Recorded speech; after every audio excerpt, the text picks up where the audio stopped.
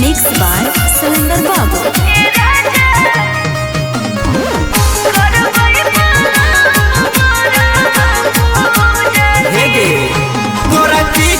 रानी गे हमरा से बोल अपन दिलवा के बात हमारा भी खोल। अरे की बताइयो जी तोरा की घटलो रानी गे हमरा से बोल अपन दिलवा के बात हमारा भी खोल। हाँ तो सुनिए फल फल हारी लाई द नवला खा साड़ी लाई द करबै बलाम बर पूजा जी ए राजा करबै बलाम बर पूजा जी।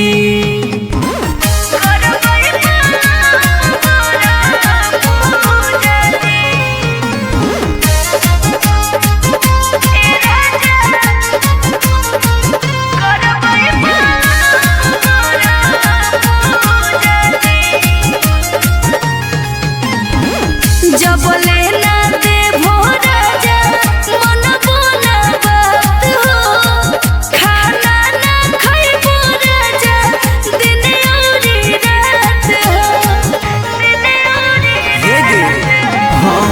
अतने सुन बात ले लेही मुहा फुलाई गे चल से पूरा सब कुछ देबौ देलाई गे।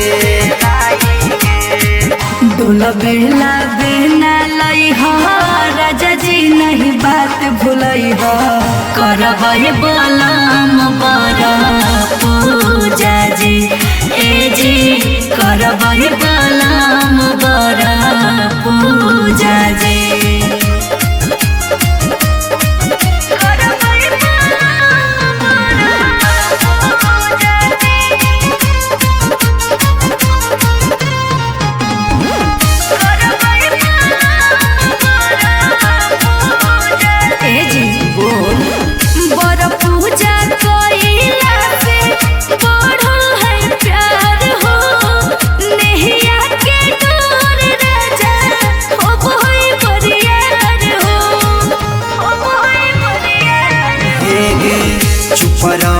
चुप रहे धारे नहीं लोर गे सब सौखा पूरा विकसवा कर दे तो तोर गे।